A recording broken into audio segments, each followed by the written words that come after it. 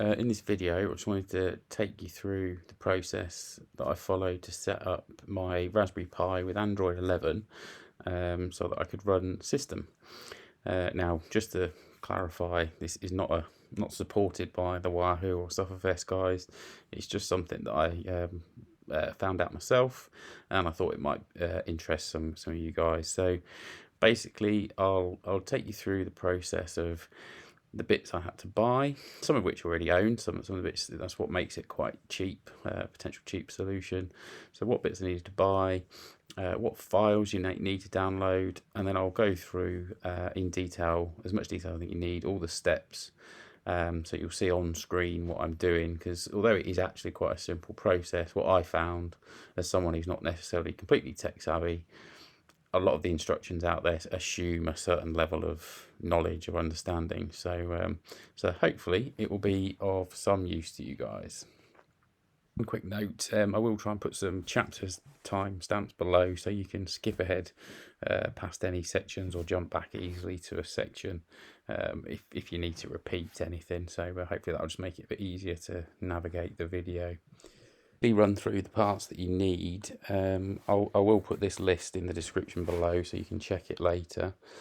Just to compare the three sort of important bits, most of these bits you'll probably already have lying around, like micro SD cards, USB-C charge cables, but three things you want to get in particular is the Raspberry Pi itself. You need a Raspberry Pi 4 Model B, and either the 4 gig or the 8 gig one. The 4 gig in my experience is plenty for a system. It doesn't use a lot of RAM, so if that's all you're doing with it, that's got plenty of RAM. You want a case. I personally use this Flirk case. Basically it's got a built-in heatsink, and that's quite important because the CPU does generate quite a bit of heat, especially if you're using it for a prolonged amount of time. Now you can get cases that have got fans in them as well, but this has done me so far, and it's relatively cheap. And the other thing you'll need, because the Pi only has micro HDMI outputs, you'll likely need something to convert that micro HDMI to full HDMI. Now I've got this little adapter here, which is a male micro to a female full HDMI. So I just plug an ordinary HDMI cable into it, but you can get like this, which is a male to male cable, and that'll plug directly into your telly.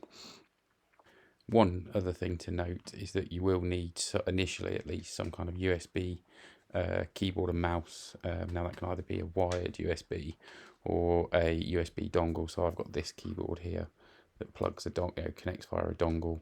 The reason you need that USB-B initially is because afterwards you can pair a Bluetooth one to it, but initially you'll just need something plugged in. What's that for? So the first thing you'll need is some kind of software to write the image that we're going to download shortly to your micro SD card. I've used Raspberry Pi OS Imager just because I know it works. It's really simple. So I'll provide a link to this in the description. But when you come onto the site, just download it for the relevant operating system, and then just follow the steps to install it. You can see I've already got it installed down here, so I'll show you that shortly. Then the main site you'll need, again this will be linked in the description, is Konstang's site. And basically Konstang is a person who has put together a build of Lineage OS 18.1, which is Android 11, specifically for the Raspberry Pi 4. So you don't actually need anything from this site as such, but this is like the main site, and if you scroll down you'll see some various bits of information and a few question and answers, but it's also got the links that I'll show you again in the description for the three files from here that you need. So the three files you need is the actual operating system. There's a tool linked somewhere here, which is a resize tool. This tool will basically, I'll show you how to use it to mean that you can use the full capacity of the SD card, because by default it will just create I think it's a 7 or an 8 gig image, and you can only use that amount of space. But with that tool, what it will do is it will allow you to use the rest of the free space on your SD card. And then you'll need to download a little application called GApps, and this is the Google application. So this is basically the Play Store. So when you click on these links, as they'll be in the description, the first two will take you to a site that looks a bit like this, and you'll just click here to start your download. The actual main one, the image, is quite slow. Mine is still currently downloading down here. I think it's just about finished, so it can take a while. It can sort of start and stop downloading. The other ones are pretty small, so they'll be quite quick. The GApps link will take you to a site that looks like this, and initially you just need to make sure you've got ARM and Android 11 and Pico selected, and then you just click the download button. It will take you here. Mine didn't download automatically initially, so I had to click this problems downloading and then click direct link, and then it started downloading. But just follow those steps through, and you'll get the files that you need. Now we've got the three files that we need. The first thing we need to do is, if we load up the Raspberry Pi imager, so just to confirm, the three files you've got are the image itself, which is the actual operating system. You've got the resize tool and GApps. So these two tools I'll talk about more in a minute, and that we'll use them more actually on the Pi itself. So like I said, I used Raspberry Pi imager. I believe Windows has its own imaging tool built in, so you might be able to do it directly within Windows, but this software works well for me. So when you load it up, the first thing you need to do is find that Lineage OS file. So you click choose OS and go down to use custom, and then you select that Konstang file. Then you just choose your SD card. You see I've got a 64 gig, and what you'll notice, I'll talk about the resize tool, that's a 64 gig card, but you'll see when we first boot up Android on the Pi, it'll only show as like a few gig free space before we do the resizing. But I'll select that. Select that, and then just click write, and it will come up with a warning if you've got anything on the thing to say. Everything will be erased. So just click yes. Oh, and this is just a Mac thing, I think. I don't know if you'll get this on Windows. I need to put my password in, and then just let that write. Okay, when it's finished writing, it will just go through a verification process. Again, it's quite a slow process. It's just checking what it's written onto the disk.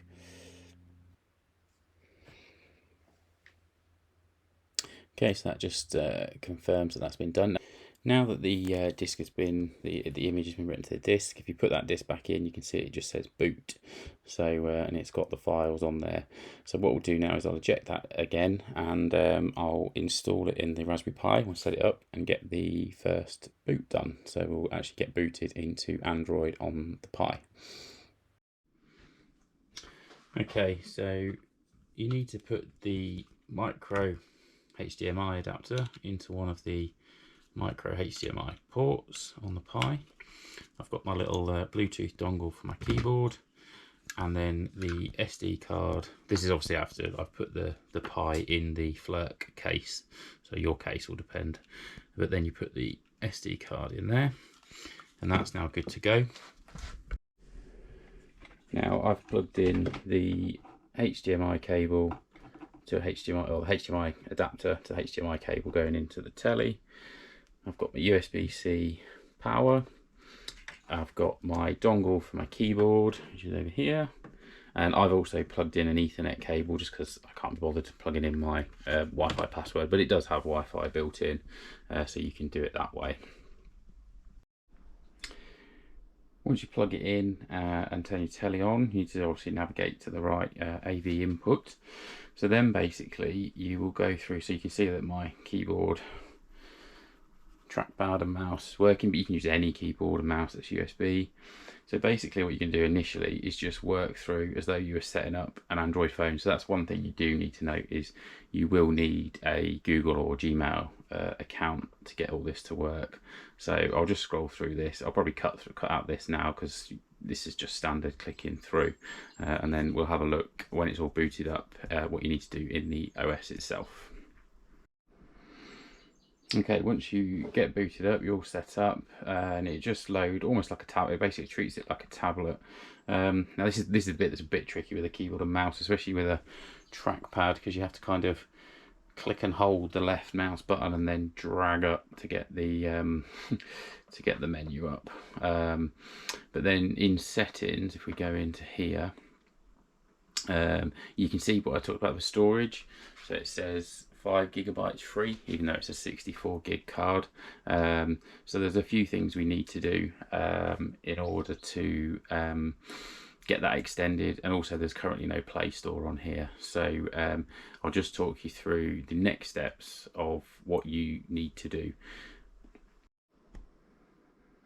In order to be able to do expand the size of the partition and to install the Google Play Store, we need to get into the advanced system reboot options.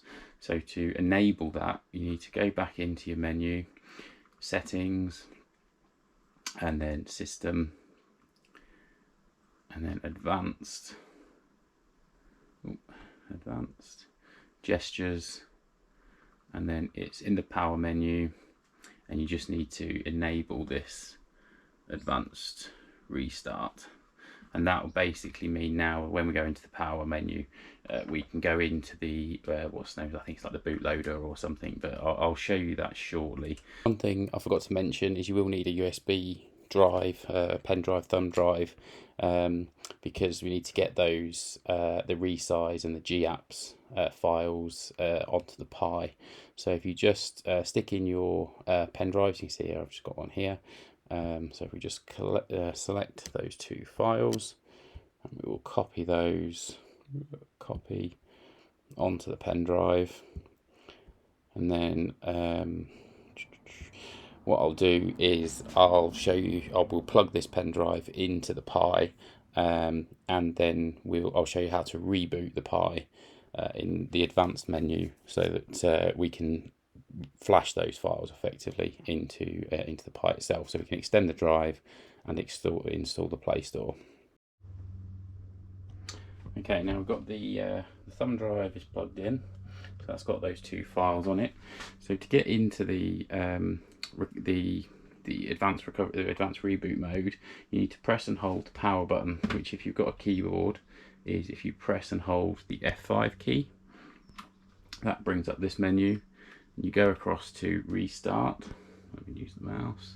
So you click restart and then click recovery,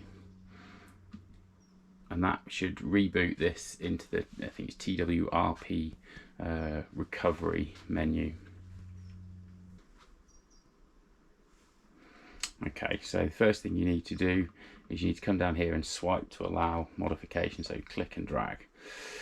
Okay, so we want to do install, and then what we need to do, we need to go to select storage and select the USB, click OK,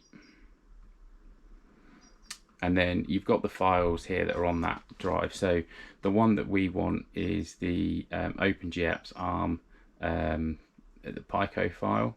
So if you click that file and then click swipe to confirm flash, so this is going to install GApps. This process does take a little bit of time. Okay, when that's finished, if you just click reboot and then reboot into recovery, because we're going to go in then and select to do the extend partition bit next, so we may as well just go through this loop again. So again, just click on install. Now it seems to have remembered that we were in the USB drive. So if we now click the resize file, confirm flash, and now that's going to run through a process again to resize the partition. So hopefully when we reboot this time and check that available space, so when we reboot now, we'll reboot actually into the system, and we should see that we've got the full SD card, or what's left of it, because obviously there'll be some stuff saved on it, and we should have the Play Store, so we should be close now. So if you click system, this is not system without an E, this is the actual system, and that will reboot the device and load back into effectively Android. Okay, so we're back in now. So if we swipe up from the bottom again we'll just quickly check the storage. So if we go into settings, and yeah, you can see there that it's now saying instead of 5 gig free, we've got 58 gig free.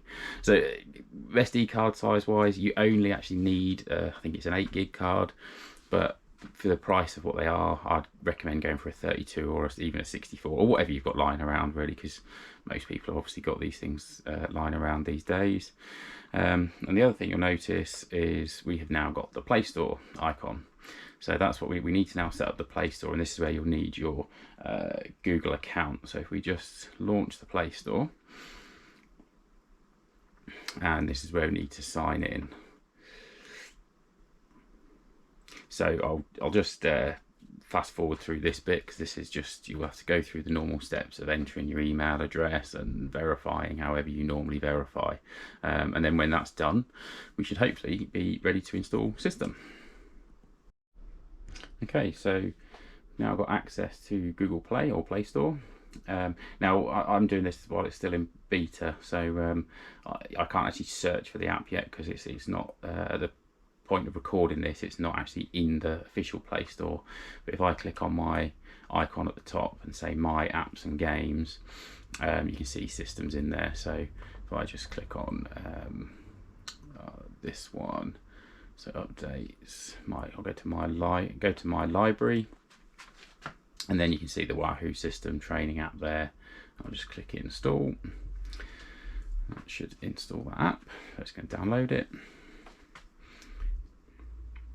Now this really is only for the full Android 11 version of Konstang's build. He does also have an Android TV version, but the app System isn't currently actually in the Play Store for Android TV.